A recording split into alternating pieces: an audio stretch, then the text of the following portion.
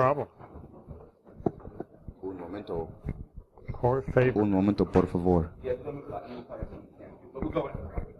Good? Ein Minute, bitte. Go ahead. Cool. All right. Well, hello, everybody. Welcome to our talk, Skills for Red Teamer, Bypassing Physical Security via Social Engineering and Tom Clancy Tactical Stuff. For those who care, this is who we are. I'm Brent White. And I am Tim Roberts. We have a blog where we post stuff, the tools and stuff that we'll talk about today, some of our tactics and other research that we do. It's kind of a personal blog for us, wehackpeople.com. We also have several of those sheep stickers with us, so if you want one, come find us. We'll give you one. So before we get going, if anybody has questions, like we encourage questions during the talk, we'll just address it then. Also heckling if you feel up to it. So what do we do? Again, we are physical assessment guys. We do a lot of social engineering, physical intrusion, and it's just something that we both love to do, and it's kind of built into our brains. For example, I was at the Predator Stanley Cup playoff game, was wandering around, found a door that was open, and ended up here for a while, and no one said anything, so I started taking pictures, and one had a beer, so... So what do you mean by red teamer? So sometimes in InfoSec, red team has become kind of this subjective term that it means something to somebody, something to the client, something to the pen tester. When we refer to red team, basically it's a group of security testers who attempt to covertly identify these gaps in security. This often includes physical and social engineering on-site and remote. This encompasses everything, basically. So this is whether it's scenario-based testing, so you're like, well, we want to have a team of 5 guys try to get in here. We're going to look at all attack vectors. This includes wireless, their internal network, application, whatever. Yeah, phishing. Phishing and all that stuff. So it's when we say red teamer, it's basically anybody that's on a red team. Yay. So the word red team obviously gets thrown around a lot, especially if you're in sales or any part of scoping. Everyone says, I want a red team. Like, okay, well, here's what that entails. So which of these would you like? Well, I have a web application. I want you to assess that. Okay, well, that's a web assessment. No, but I want a red team. Like, well, that's not a red team. So just to kind of clear that up, with the pen test, it's usually a short window, maybe 1-2 weeks. You usually do have a very limited scope of what you can look at. They often know when the assessment is going to take place. Sometimes they will whitelist your IP or whatever, again, for time's sake, so you're not having to try to get through any sort of IDS, IPS, anything like that. That also includes like any kind of, aside from the active shunning, but different modules too. So some clients will we want a pen test done. Okay, well, what kind of pen test? We want you to look at our network. Okay, do you want an internal or external network? Are you doing this for PCI compliance? What are you doing this for? So it's important to ask these questions, too, to kind of see what they're saying. Because, like Brent said, there's a lot of times where we hear, we want a red team done. And then we start explaining what a red team is. And then it's like, well, that's not really what we want, I guess. Yeah, they don't even have a handle on their internal vulnerability scanning yet, but they want a red team. We usually try to work them up to that. We don't want to just come in and, destroy them when they can't even patch things right yet. So, oops. So the thing with the red team too, rarely there are any rules. This can go anywhere from 1 week to several months. Mm-hmm. It doesn't necessarily mean, okay, well, we got a pen test next week. Let's just send off our scan notification the week before just to let them know, and we're good to go. A red team takes pre-texting. There's a lot of different phases to it also. So this can extend out to a month engagement, depending on the level of effort and what the goals are for the client and what you've discussed during the kickoff call. So again, some other parts to add for red teaming. It's good to see, if blue team's involved, it's good to see how long does it take them to detect. Okay, so if you're inside their network from whatever means, whether you gain physical access and, you plugged into a network drop or got in externally, whatever it was, how long did it take them to actually detect what you're doing? Then you look at how they handle the response. Did people freak out? Did they know what to do? Like, did guys just go home and say, screw you, I'm done? And then once they detect it, how long did it take them to actually mitigate that issue? You know, and some of the time, another buzzword, Amanda was talking about buzzwords, purple team, you know, that's another thing, right? Everybody says, well, purple team. Well, it's red and blue combined. Yay, we can do colors. But it's basically working together in conjunction with each other to say, hey, here's the attacks we're throwing out. What is your team seeing? What are you seeing on your IDS, your IPS? And how would you handle this if it were an actual compromise? A red team actually you're not letting them know. So you're kind of going behind the curtain and doing this. It's more like a black box approach. Blockchain is still the bigger buzzword, though. Yeah. Blockchain, synergy. So again, red team mission obviously is to try to simulate real-world attacks as much as possible with the things that are in scope, obviously from a way that can help. Not just say, hey, here's all the ways that we broke into your stuff, but hey, here are ways to fix that. Here, let's adjust your rule sets. That way, you can start seeing why is PowerShell calling out to the internet on this one box when it shouldn't be doing that. Why is PowerShell enabled at all on these machines? Things like that. So you're not just chasing vulnerabilities that were found. You're actually strengthening the entire security posture. Another thing too, if you're a client and you're seeing, like, say you do Nessus scans internally, and then you get mad because somebody didn't report on the low finding Nessus scan that you keep seeing on your quarterly. First of all, why do you keep seeing it? But secondly, you know, don't get upset if a red team report comes in and they don't have every granular finding that you do internally that's still existing, because that's not really the goal of these types of assessments. These types of assessments are more the overall agenda of it instead of the all-encompassing view of your vulnerabilities. And that's what a lot of people think of when they hear red team as well. Well, isn't it like the kitchen, everything in the kitchen sink? It's just everything thrown at once. Well, oftentimes there's a goal and there's a scenario to consider when you're doing these types of assessments. Yeah, so with pen tests, sometimes the goal might be, okay, how fast can you get domain admin? Red team, you know, maybe that's the goal too, or you have to consider what the company does. If it's someone that does research, if it's a research lab or something, the worst thing that could happen isn't necessarily domain admin, but what if someone gets in and steals all of their research that they've done? You know, so what's the most damning thing that could happen to whatever your target is? That's something that needs to be very clear before you start the assessment. Instead of, yeah, I got in the lobby and then I went and used their bathroom and then I went home, so, you know, hacked, bro. Whatever. So, again, as Tim and I were talking, our specialty is physical intrusion and social engineering. So, we're going to start digging into that a bit more in the talk. But before we do that, I want to mention things like open source intelligence, doing that recon, whether it's for the physical side or for an application or just in the company in general. There are so many talks and books and information out there for those that are interested in learning more. We unfortunately don't have time to really dig into that today. I mean, that's an entire long talk by itself. So, so open source intelligence, the whole recon is a super important part of this as well. So, all right, physical intrusion. For those wondering what this is, this Pelican case, this is my PIS. And it's, I'm working on the name still, but it's short for Physical Intrusion Security Set. So we'll figure out a better name for it, but, you know, that's funny. So, but with these kinds of tools, these are kind of things that you would use covertly to break in, to bypass either physical access control or electronic access controls, and then what do you do when you're actually in there and you're able to plug into the core switch or something. So that's what we mean by the Tom Clancy garbage, you know, like, or whatever that you want to say. Oh, this is spy stuff. Well, this is why, is because there's a lot of gadgets, and a lot of people are automatically like, oh, that's like super secret spy stuff. No, these are things you can buy for really cheap, or you can make for yourself. They're not that super secret. So. Yeah, and we also make it a point, all of our physical intrusion stuff, we only use tools that are publicly available and tools that you don't have to have a locksmith license or something like that to actually purchase. So anyone can purchase the tools that we use. Yeah. And we do that to show impact as well, like likelihood.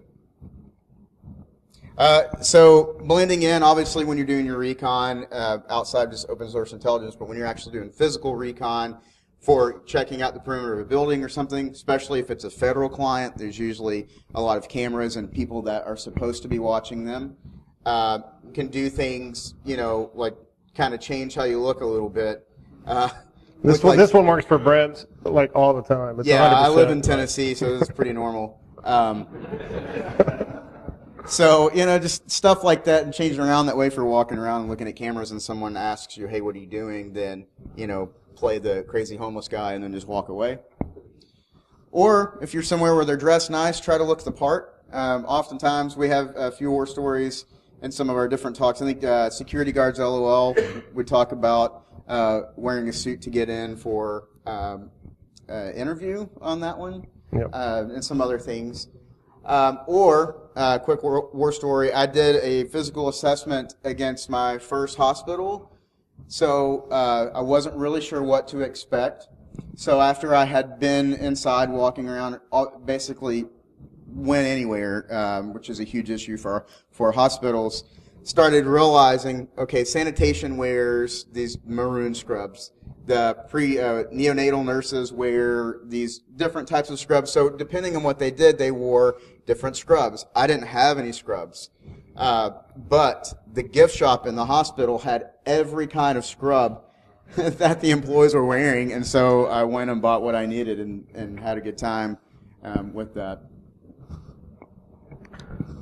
Something else. Sometimes you may not look the part. For example, in this picture of me, I've got a man bun and a big beard. I often do not have a beard, but you may have to adjust accordingly your role, whether or not you're pretending to be an employee. Well, if you're being an employee and you're at some kind of federal location where they have a strict dress code and facial hair, or you're at a plant where they have to have seals for gas masks so you can't have facial hair. These are things to consider too when you're doing your research. So maybe you want to pretend to be a contractor instead in that situation. So look at their visitor log when you go into the building. The visitor log has a list of all their contractors on there. Take a quick snapshot of that, go home, and then look up some fake badges for the printing company or whatever's there as a contractor or consultant. Yeah. That's what we do with that usually. Yeah, well, and say oftentimes on top of that too, before you even go on site, a quick Google search will usually you can usually find vendors, especially if it's like if they're a vendor for a government agency or something. Usually they will list something like that to show, hey, this is how important we are and why you should do business with us. And so that falls into the whole open source intelligence and so on. So the on-site efforts, basically, again, make sure you're doing your research. Fake badges, so you can clone the badges. You can just print out the badges. Oftentimes, we don't even take the time to sit there and try to clone a badge. We just print it off, or we'll just take our HID badge, and flip it over, have the white part facing out. Nobody's really going to ask any questions, especially if you're tailgating and piggybacking behind. The fake badges, when you're doing your kickoff call too, client-side attacks, make sure that you're letting them know, hey, we may be dropping some malicious devices for people to plug into that they may execute a payload on, or we may be sending some malicious emails that they may execute. Because sometimes clients will be very surprised at the end when they're like, wait a minute, so you lied to this person? Well, yeah, that's kind of what we do. But they'll be surprised by that, and sometimes the employee themselves will get really offended by that. So it's very important to kind of be clear with these expectations. The whole saying, it's better to ask for forgiveness than to ask for permission. I don't stand by that entirely, especially when it comes to client work. You don't want to be asking your client for any kind of forgiveness, but you do want to let them know, hey, this is kind of what to expect. We may do this, we may do that. You don't have to go into every little bit of detail, but keep it broad enough that it covers you with everything that you're planning on doing. Yeah, basically let them know, hey, we will compromise machines in some way or another. Real quick war story, though. That picture on the top right, so I got into their human resource office. They had a lock. They were using a dimple lock. I was actually surprised at how quick I was able to pick it. But I picked it. Brent was looking out for me. We got in there. We got into the employee records area. They had the employee files organized by social security number and last name. So on the tabs, they just had everybody's social security numbers and their full names printed on it. So that was cool. It's pretty safe. Found the point of contact's employee file, and I took it with me. And I laid it on his desk with my card. Well, come to find out, he's not allowed to see his record. So I didn't know this, and he didn't know I was going to do that. I didn't even know I was going to do that. He appreciated the effort, but he did get, there was a little red tape there as far as him having his employee file on his desk. We should have taken his boss's employee I file to know. him instead. So this on the bottom, so we got into this server room, and they had this system which controls all of their security cameras, and they were nice enough to leave it unlocked. So we turned those off for a little while and walked around the building. That was kind of fun. Yeah, and identifying avoiding the areas that are not covered by cameras is really easy to do for the most part. Oftentimes when you go into the lobby a couple days before and you look at the screens, you can see where the cameras are pointing and you can avoid them that way. But most of the time you can see where the cameras are and just avoid it altogether.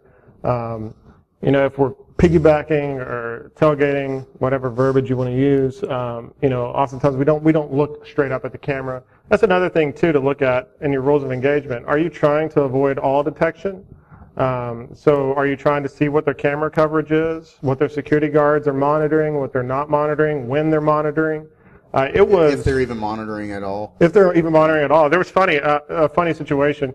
I was doing an assessment with another coworker of ours, and I guess it was a week before, somebody had stolen a car out of the parking lot really late at night. And everybody was on high alert, but we weren't privy to this knowledge. So when we came, it was really late at night. We had a drone out. We were outside. We were doing all our recon stuff.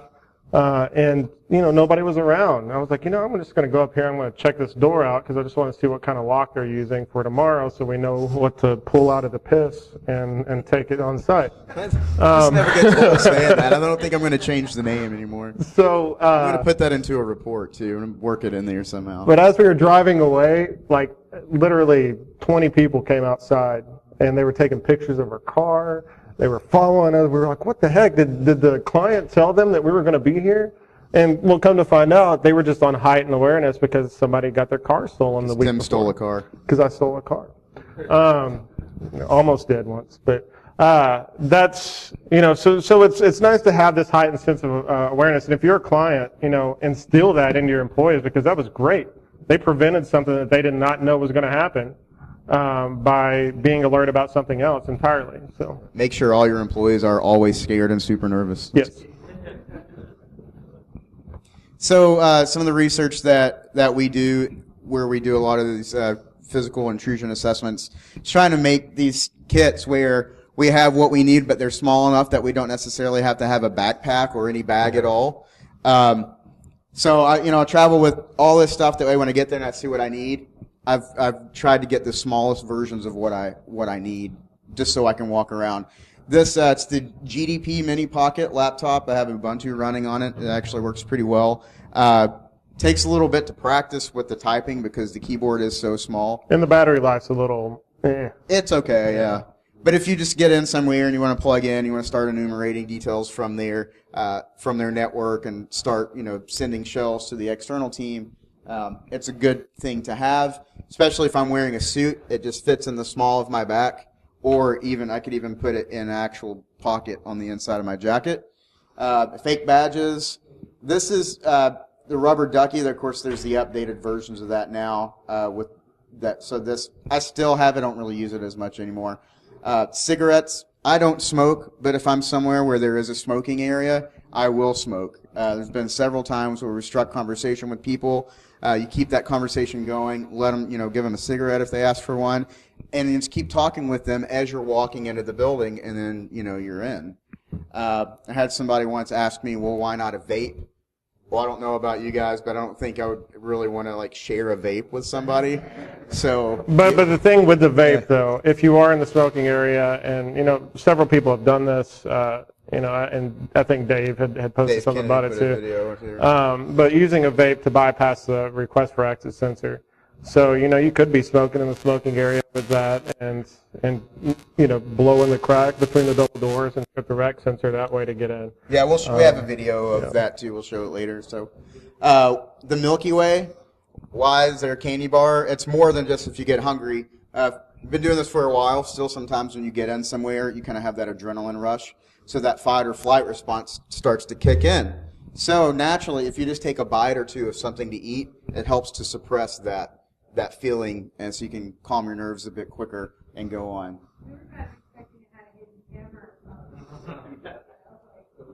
Oh, I actually do have the spy pen that I will keep in my pocket that records. So yeah, I do have that. And you have the glasses too, like that have the camera. Yeah, so I have the glasses that are pretty close to my regular frame glasses that have the camera in them too. This I'll show in a different. This is the land turtles. You can see on all these devices, like our key loggers and everything. I like to put this bright yellow gaff tape on it, and I write "Do not remove" in really bold letters. It works. Plastic shims and the shrum tool and the shove knife. These are all for lloyding doors. You know, and a lot of times people are like, "Well, these plastic shims, don't cards just work as great?" What's awesome about these is they're thick. And they're thin, so depending on how hard the lock is or where you need to kind of weasel around, it's very flexible. It's very flexible to do that, and you can cut it to shape it too. All right, so physical intrusion. It's good to discuss, like we're talking about expectations. You want to make sure, okay, when I get into your server room, can I take a server out? Or when I get into your building, because it will happen eventually, can I take a laptop if I see one? What are those expectations? Because again, what did I do? Darn it, Tim. Oh, I think it was Tim's. All your fault. Can't have nice things. Blame me. So, because if you do show in the report, like, oh yeah, here's this laptop that we took out, and it has, some sort of secret information on it, and you actually took it out of the building, and you weren't authorized to do that, that's a lot of trouble. And you can also, the thing too with disrupting production, if you take somebody's laptop, you're preventing them from working, and that could be a whole day's worth of work that they're not able to do. So these are things to consider too. It's cool to sneak in and roll out on a push cart with a bunch of servers and laptops and stuff. But sometimes it's just, you can just take a picture and say, hey, look what's in my hand. I could have done this. And it proves just as amount as rolling out which we have rolled out carts. That's why I use that example. We have rolled out carts with racks on them and stuff. So yeah, so Jason Street, this is a cool idea. So whenever you get into a server room, obviously you don't want to just start unplugging things and unscrewing stuff. That would be really bad. Or really good, depending on what kind of day you want to have. But he actually tells the client, hey, set a rack on the side and put a note on it. That way, when I get into your server room, I know which one I can take. That have it set up to the side. That way, you we used to stick stickers on them too, but it's a little bit better to even be able to say, hey, just stick something in here to see if I can grab it, and then I'll leave with it. Yep. So. If hacking and such is in scope, you want to make sure that you're going in and go quietly, use evasive techniques. Don't always just, kick off your T5 Nmap scan and all ports. All ports and everything. You want to make sure that you're being that's why you have more time. So instead of doing like a week assessment where you're having to just kind of throw everything at it within a short amount of time, doing vuln scans and pen testing, with a red team, you've got a lot more flexibility to do this stuff. Yeah, Fuzzy Nop, Josh Schwartz, if you guys are familiar with him, dual core. So he does a course that I took at DerbyCon for advanced red teaming, and he digs on a whole lot, almost like I call it creeper level like open source intelligence, where you basically, if you're trying to find a way into a company and you're just kind of having a hard time, then you start going after employees almost to like creeper level, where you know their pets and their kids and be friends with them and stuff, chat with them, make up a fake social network. Yeah, if they're part of groups or something like that, start sending them like phishing emails so you can get in. So there's all these different things to consider for these longer term engagements. So that's not me. I didn't. Adrian, stop. I can't control it very much. See, Tim? Can everyone hear me? Get the hell out. Excellent. All right. As long as we gotta get the video. Oh, that's true. Okay. So, for those watching the video, we apologize. My stomach. And we're back. Security awareness and incident response testing. So if incident response testing is part of the assessment, Brent touched on this a little bit earlier. We like to try to get caught sometimes. So say we've been on site for a few days now, we've done everything that we did, we're like, okay, well, we've harvested all these credentials, we've done these databases, we've gotten access to their server room, we've bypassed this, we got in the CEO's office, it was awesome. We've got about 4,000 Cobalt Strike beacon shells still calling home. And you still have plenty of hours remaining to help the client out. So what can you do? Well, let's try to be absurd and see if we can get caught. So wear a bright colored shirt. We actually have a shirt we just made for these types of engagements. And then big, bold letters on the front, it says, "I'm not supposed to be in here." Yeah. And that's all it says. So yeah, because we've done some, if you've heard some of our other talks, we've done some absurd things to try to get caught. Yeah. Literally, I did jumping jacks for 2 or 3 minutes with another coworker in front of the security camera, in front of the main door, like literally doing jumping jacks, and nobody ever came. They were supposed to be watching the cameras remotely, and apparently they fell asleep or something. So yeah, it's ridiculous. So a quick war story. So the joyous lady here in the picture, we were cracking her up. We were making her laugh. Brent, me, and another coworker were there. We're talking to him. One of our coworkers is trying to pick the lock on a giant shred bin with sensitive data in it.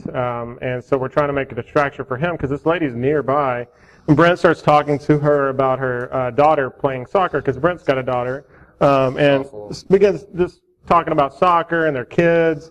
And I started talking to her. I was like, hey, we're just doing a real quick, we're doing some badge inventory stuff. We're also testing network connectivity. I just need to get in here real quick. I didn't say what I was doing or anything. She just rolled out of the way, let me have access to her system. So I was like, actually, before I touch the system, could you lock it for me? So she locks it. I plug in a keylogger at the back. And I was like, okay, that's good. Go ahead and log back in for me. Boom. So she logs back in. Now I've got her domain credentials. Yep. So I'm there doing a bunch of stuff, and I noticed that her badge, she's got a really long name. I was like, what's your name again? And she tells me. I was like, can I see your badge real quick so I can write it down? She takes her badge off, hands it to me. So I've got, we call it our covert clipboard. We've got a prox mark in the clipboard. Yeah, we'll show it sitting there, and I'm scanning it on the back of it. And I'm kind of being obvious. I'm sitting here. It's plastic on plastic, so it's like a loud scraping sound. Yeah, but I'm just doing this, and she's not paying attention at all. We're like, oh my gosh. Yeah. So I keep her badge for a while until we're about to leave, and then she asked for it. I was going to see if I could just walk with it. But I ended up able to clone her badge and got her credentials just by having a pleasant conversation with her. Brent was dressed like an executive. I was a contractor doing these tests, and that was kind of our story. And he was escorting the contractor. So, yeah. It's one of the things too about the job. I'm a pretty honest person, and I'm not. Tim's not. He's a jerk. Don't trust this guy. But so whenever I lie to somebody for these assessments, whenever I have the chance, I like to go back and apologize to them and use that as a teaching moment to maybe here's how you could have challenged me to prevent me from doing whatever I did. And I felt so bad because this lady was so nice. She was a really sweet here I lady. was like building this fake rapport with her, talking about her granddaughter's soccer and other stuff. So, well, let me touch on that a little bit because we had one of the guys on our team. He hates doing social engineering at all, whether it's remote or on site. He just does not like to lie to people. He feels very guilty for it. And I've ran into several people that approach us after our talks and be like, hey, how do you get over that kind of guilt? Do you feel bad about it? Well, I don't. But if you do feel bad, one of the things that I always remind myself is that we're doing this as an assessment. We're not doing it as criminals. We're not, knocking over your door and breaking stuff and stealing your money and everything. We're not criminals. We're doing it to help better with the security culture, the security awareness training. And so always, even think about this, if you're somebody's boss and you do an assessment like this and somebody really fails and drops the ball on this. So don't go straight to them and fire them. Because that person, it is a training opportunity, unless they've had continuous issues, right? It is a training opportunity, and they're going to go and they're going to tell everybody else, they're going to tell their friends, and now it's spread to more of a widespread, robust security awareness training.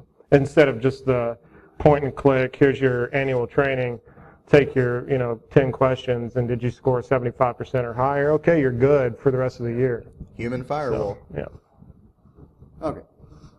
Oh, this picture. So this was a different file room. This was actually for a medical facility, and so they were like, okay, everything's in scope, but you can't go in this one room because it's off limits and it's too secure. You can't get in anyway. We have new locks. Okay, cool. So that door they showed us, we didn't go through that door. They had a back door Connected to a training room, and it was unlocked. Yeah.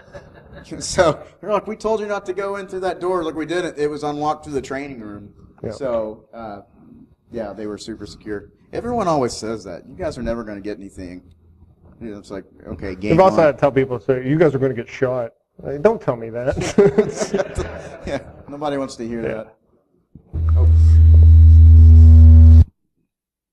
Cool. All right, so we talked about that already. So inside, outside, man. So this is basically part of the red team that's going to involve multiple parts of an assessment where you do the physical, internal, external, things like that. So one of the things I like to do once I get access to a building, the first thing I do is I go find an empty cubicle that's not being used. And it's great when you go in and it'll say like guest 1 or guest 2. They actually have assigned guest cubicles for remote employees.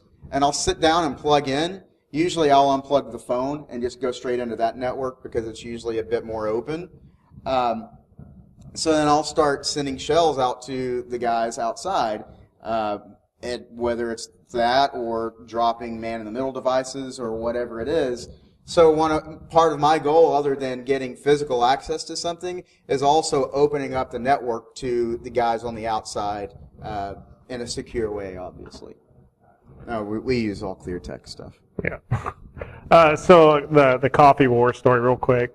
So it was this, I don't want to give what they did, but there was this pretty big company. And we were doing an assessment for them. It was kind of a red team. There were only 3 of us on it. A guy that was remote, a guy that was on site with me, that was doing the wireless from the car, and waiting for me to get inside, plug in an access point for them to drop onto their network and begin doing their thing. So it was super early in the morning. I wanted coffee really bad, so I went by Starbucks and I got 4 things of coffee, and not just for me.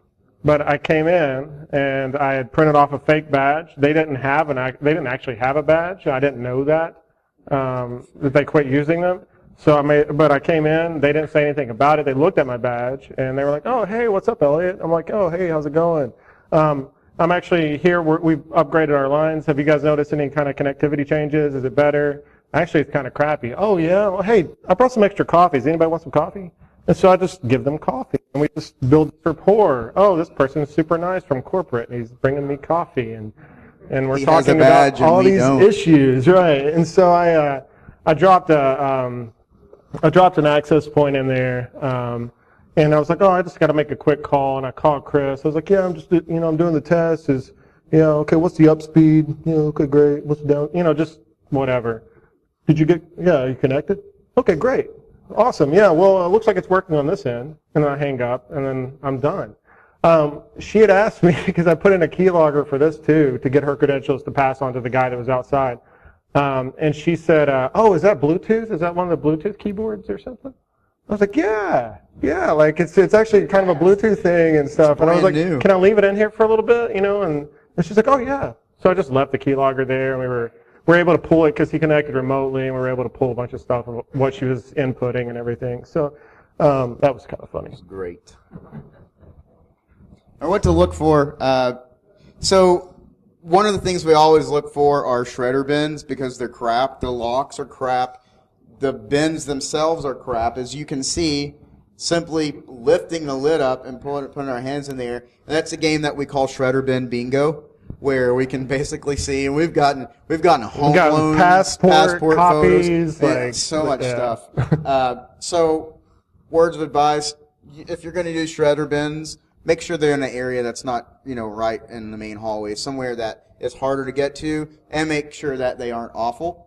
Another funny story. This is Tim. This is a vending machine, and to the right here were my ladder. Yeah, the cafeteria doors, and this was at lunchtime. We were trying to see what the heck do we have to do for somebody to say, hey, guy, why are you on top of a vending machine with your head through the ceiling? And I hadn't looked to see if they had floor-to-ceiling walls to their server room, which was on the opposite side of this wall right here. No one ever said anything. They would come by and yeah. And I crawled over the wall and got into their server room. Yeah. So bypassing their two-factor authentication, because they had a PIN and they had and the badge access to get into there. And most of the time, you know, it was funny as we were doing an assessment together. This is actually not too long ago. Brent and I were on site, and it was the walkthrough afterwards, because they had told us, do not lift the floor. Don't go under the floor over. Okay. Yeah, well, sure, we won't do it. Can we see it? Well, I don't know. Let me ask. We have to ask our client or another client. I'm like, okay. Well, finally we convinced them to do it, and they lifted it up. There was a huge gap. I mean, we could have had a picnic. I probably could have stood up like this and just walked under it. It was ridiculous, and it was air conditioned. And I was like, man, I could camp out in here until everybody left. We should have brought our hammocks. Yeah. And hooked our hammocks between the floors. So even if it's not in the scope, and even if the client says, hey, don't do this, try to talk to them to be like, listen, you probably have something really ugly under that rug that I need to show you that you may not be aware about. So, like, it's a monster. Yep. You have a monster under your floor. Tim? I don't know what that is. Oh, I think we already talked about this, right? Yep. Okay. So, sensitive areas, we kind of already touched on this a little bit. So, security controls, again, floor to ceiling, gaps in door frames, and we'll show some bypasses. That's physical gaps in door frames are one of the great things that help us get into several places through bypass tools. Another thing with the floor to ceiling, just real quick. So the IDS, we mentioned that.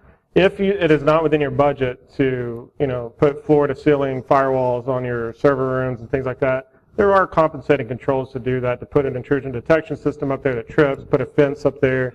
There are cheaper ways of doing that outside of, renovating your whole data center. Sharks with lasers on their heads. Sharks with lasers, those are always a good one. So here's a quick video, just bypassing the striker. The security pin was not set. It did have a security pin, but it wasn't set properly. So we were able to utilize a shove knife to bypass the striker to open the door. I think you have to click. I'll let you do that. Here's what's funny too, is that this location was next to a state police station, and there were cops everywhere. Yeah. And and they even told us, well, there's a lot of police in that area, so you probably won't be able to get in. I'm like, okay. Challenge accepted. All right. So, hear my beautiful voice. Oh, I'll mute that. I don't want to hear that. Yeah, Tim's closing the door. You'll see the shove knife come through here in a second. There we go. And it's just that easy. And so earlier I showed that shrum tool, the little red piece. It's your fault again, Tim. It's always your fault.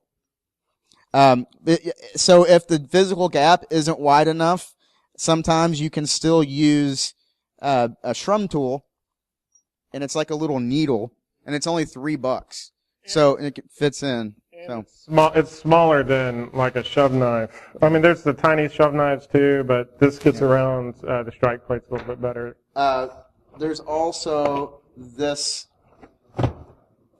It's like the mini version, the mini shove knife. And this is part of my intrusion kit. Obviously, it works great one-handed. Yeah, I mean, it's a smaller version. Or, if you want to see even more, I've got the Hall Pass, which is a great tool. It's just the size of a card, and it's basically the same thing. It's the same shape, just the size of a little metal card. So that's always with me. So earlier we mentioned using a vape, but something that is more readily available, and sometimes you can find at the client site, like in this instance, is canned air. So if you turn the canned air upside down and you stick it between the door here, you'll see the request for exit sensor is right there at the top where the exit sensor is. You'll see the straw come through. And so why does this work? So with request to exit sensors, they look for two things. One, they look for motion. Two, they look for a temperature variance. So with this compressed air, that's the motion, and it's cold, so that's the temperature variance. That's how it's able to trip. I've had somebody ask, can you just shine a laser at it? Well, that's just motion. It's missing the temperature variance, so that doesn't work. Maybe on older models, maybe. Yeah, and even some of these older ones, they require the heat too. So you're getting cold from that. So some of them are the heat signature is specific to either does it fluctuate in higher heat or lower heat and things, or at all. So it depends. Yeah. So here's the video. It's So really this quick. this is our coworker Drew Culberson. We're recording this. He's on the other side. This is the main lobby too, and back here is the Security guard. security desk. And he just walked in. Yeah. So go back to that. Bring that back up. So how do you fix this? There's a couple things you can do. So with this sensor, all you have to do is move it back further from the door or angle it out further from the door. That air isn't going to fix it. Or something you could do altogether is, can you just bring it and kind of pause it so I can see the door real quick? So this physical gap, if you close this, all you need to do is put what's called an astragal, and it's basically like a strike plate protector that goes from the door all the way, or from the bottom all the way to the top, and it actually closes this physical gap. The straw from that canned air is not going to bend around that if it's done properly. And a shove knife's not going to fit through. Yeah, either. so there are ways to fix that. All right. Okay, so this is one of the most recent, or one of the more recent assessments that we performed, where, so you can see this gigantic physical gap. They spent so much money on this. They were so proud of this this barrier that they It had. was great. It was a brand new, like several $1 million. Biometric scan. You had to look at it, get your retinal scan. And, Oh yeah, they were so proud of it. We have the state-of-the-art retina scanning. Like, you guys, you're not going to get in. Okay, cool. So we got in, and this is a cage, one of their cages. I mean, you can see this. For some reason, they put only a request to exit sensor on the other side of this door. So, how do we bypass super expensive access control devices? Well, I had my under the door tool with me, and Brent had a hand warmer on him, and then we just took off this little Hack the Planet bracelet, Wrapped and it around. You can see the hand warmer fixed to the top of my under the door tool, and hit it, Tim. Can you mute it? Mute that one. Just mute the laptop. It didn't work when you do that. So there it goes. You can see the badge reader just turned green there. So there we go. We'll show it one more time. So see, it's red. Goes through, goes up towards the sensor there, and it's green, and there we go. Super cheap. So they were really disappointed in their use of funding. Why did we bring you? We were so secure before you got here. Yeah, badge cloning. Again, Proxmark 3 Easy. We also have a few other Proxmarks. The RDV2, any of the Proxmark like devices. Yes. Is that a completely mesh door? Yes. Yeah, it was hard mesh. It wasn't the flexible, so they were extra secure. Do we have that? Do we have that picture of? So we also have from the same facility, and I like to pick on that facility because they were jerks and very confident in themselves, so sure, why not? So in that same one, we don't have the picture on here, but they actually helped us out. So they left the keys inside of the server racks for us. Oh, yeah. And they had ladders in there, too. Yeah, every single cage had a ladder tall enough to go all the way to the top, which, every top was open. And this was a shared data center, too. So you have multiple different clients in there with ladders inside their server cages. It was great. It doesn't go all the way to the ceiling. Cage hopping. Yeah. All right, so we have to trim this. We had to sanitize this quite a bit, but Tim actually went up to a security guard. We like to pick on security guards quite a bit if you haven't seen our history. Yeah, and we don't have anything against security guards. The only reason we do that is to point out that most companies place so much responsibility on the shoulders of one, maybe two security guards. Or somebody that's not even a security guard. They're your admin, and now you're a security guard too. Here's some multiple hats for you to wear. Yeah, the receptionist, maintenance men often. But they put this huge responsibility of the physical security on the shoulders of just a couple of security guards. And so we don't pick on them to make fun or anything like that. We do this to show, hey, you need more than this. This is why this doesn't work. So just wanted to clarify that. Yeah, so this side, I was talking to the security guard and I bumped into him and snagged his badge. You can hear me clicking. I'm going to pause it. I was clicking through to do the low frequency replay attack on the Proxmark. So that's why it took me a second time. I had to click it right, and then I got through. And then you could see the glass door slide open. Yeah. Yeah, there you go. And this one, I wish that we could show you. We actually had to like zoom in, and we couldn't zoom in enough. So then Tim zoomed in on his phone and recorded the video of it playing on this computer so that we could zoom in enough.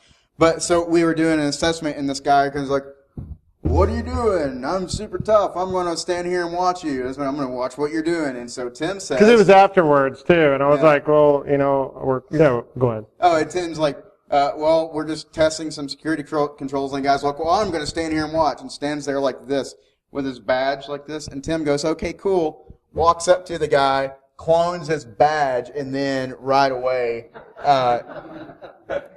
he's like, "Okay, cool." Clones his badge.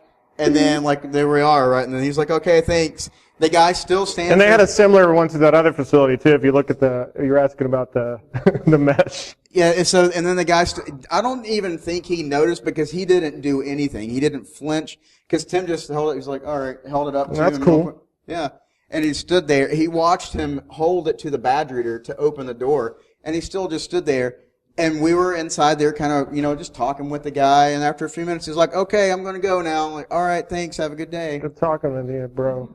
So, easy to make covert clipboard. Tim actually has one that's custom made. It's a lot more cool than this. But when I did that assessment on the hospital, if you go to the wehackpeople.com, I have a bunch of patient surveys that you can download to print out. Because apparently at hospitals, they like to use volunteers to go around and fulfill patient satisfaction surveys to make sure everyone's happy. So that's what I did. I printed a few of those out, bought a cheap clipboard. I took my Proxmark 3 apart and used gaffer's tape. That's the battery. That's the Proxmark. That's the low frequency and high frequency antenna. And so that's it. So there's your badge cloner. So you walk up to somebody. Easy to hide. If you're standing in a lunch line near them or something and you have the clipboard, just walk up to them. You're like, "Hey, how's it going?" And kind of stand uncomfortably close to them. Something funny about this clipboard too. Brent, me, and the guy that you saw using the canned air, Drew Culbertson. We were at a company event. They were doing some barbecue or something. Oh, yeah. So it was really easy for us to get in there because everybody was outside. There was a heavy flow of traffic in and out of the doors. We just had some fake badges. We had the clipboard. Well, people were standing in line for a picture. It was like it had like some big banner to increase morale, like Synergy. Yeah, it says Synergy on it. And people were standing in line, and their badges are here, and people have hot dogs in their hands and drinks. And we have this clipboard, and we have this clipboard, and I was just walking in the line. I was like, "Hey, how's it going?" Just tapping them with the clipboard, just to kind of start up conversation. And I got like probably, I think, 20 or 30 badges. It was ridiculous. Yeah, it was a lot.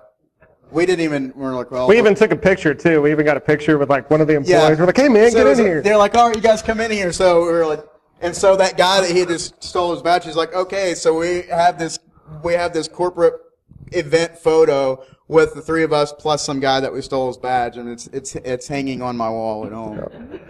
It's pretty awesome. The food was good too. It was. Yeah. Free food and get the break in. Yeah. So badge interception again. Red team usually have some time to kind of play around.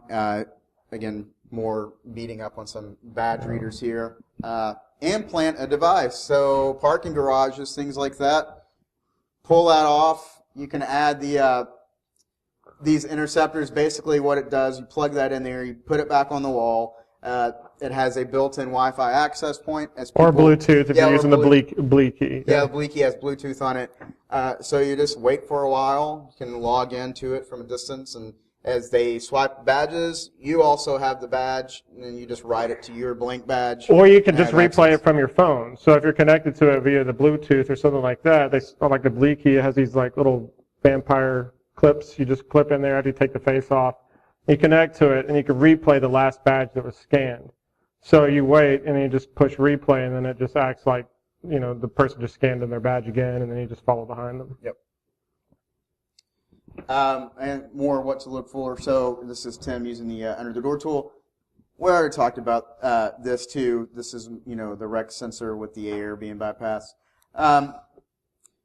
So when is it appropriate to keep pushing? This is Tim. This is a security guard. These are my hands. This is their badge of employee, visitor, and contractor IDs. So if employees left their badges at home or something, they would get these temporary badges that were always active and that they kept in these binders. So I know we're short on time, but long story short, again, this more info on this particular. We love telling this the security guards LOL talk. It's on there.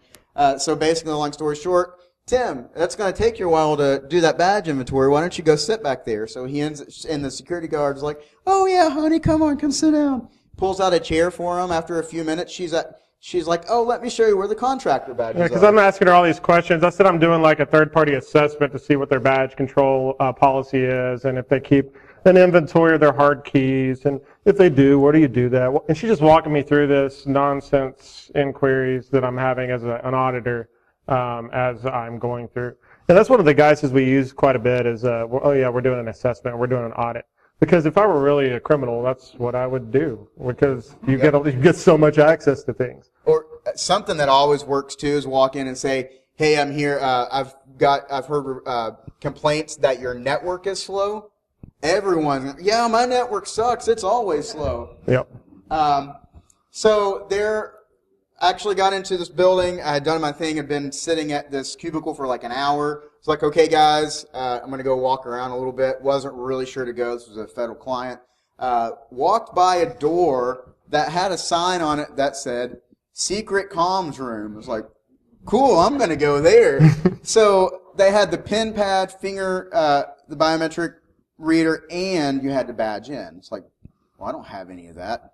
But I do have a piece of plastic. Let's see if that works. And so, and these are those ships we were talking about earlier that they come in different, like, yeah, they're either bigger or smaller. So I got into the secret comms room. Well, it gets even better. I go there. They have all the blank cat cards laying around for the employees. So I got a couple blank ones. Actually, the client let me keep them when the assessment was over, so that's cool. Inside was another door with a red sign on it that said "Top Secret Comms Room." Awesome. Thank you for the help. The top secret comms room is in the secret comms room. Yeah, if anybody wants to know where to look, there you go. It's a rabbit hole. So they have this Kaba MAS X10, which is a very secure lock. It's basically like a safe dial with a digital digital numbers on top. So not only do you have to put in that code, but you also have to do your fingerprint, PIN, and your badge. So it's pretty secure. Four-factor authentication. Yeah, but it doesn't matter if you don't set the security pin right and you have a physical gap in your door or a piece of plastic just gets you right in.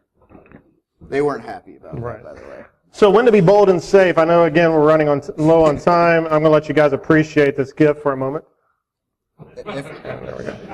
All right, so escalation, points of contact and such. So make sure that you always have your letter of authorization or your get-out-of-jail-free card on you at all times. Yep. I keep a fake one on me to test incident response sometimes, so near the end I'll really push the limit, and then if they try to catch me, then I'll give them the fake one just to see if they follow through and call who they're supposed to have. That's very risky. It is. No. So here's something. Fake letters are awesome for incident response, but something to consider. If they say, "What are you doing?" Well, I'm here doing this assessment, and they look at it, and on our fake letters, the address is the address of the White House, and we use something that was like Skyfish. I don't know, something fish nugget security or something like that. It's something like completely stupid. So if you actually pay attention to it, you're going to realize, okay, this is not legit. And then you say, "Oh, well, here, try this letter instead." Like they're going to say, "Come with me." Like, yeah, you can't keep pulling out. Well, you want to try it? How about a red one? But most of the time, they don't follow up though. They look at it and they're like, "Oh, you're doing something with security. Oh, okay, that's cool." Yeah. And they give it back to you. Yep. That happen. I mean, the times that I have been caught like that, it's easy to get out of. baseline skill sets, just to kind of rush through this last couple slides here. Lock picking, make sure that you're not just, hey, I can rake now, I can use bump keys, and you're getting in there and you're messing up the tumbler pins or the pins on the lock or something like that. Hey, I have a new drill. Yeah, so keep that in consideration. A lot of people don't consider that, because it's easy to rake a lock and stuff like that, especially if you're doing covert stuff and you're sweating and you need to get in there really quick. But just be considerate of the alarm that's going off in this long. Are we supposed to evacuate now? I'm scared. Talk's over. You guys suck. Good. All right, that's all the time. If you guys want to come see some of the tools and stuff, have questions for us, please come talk to us. We'll head out there. But thank you so much, and have a good rest of the day, everybody.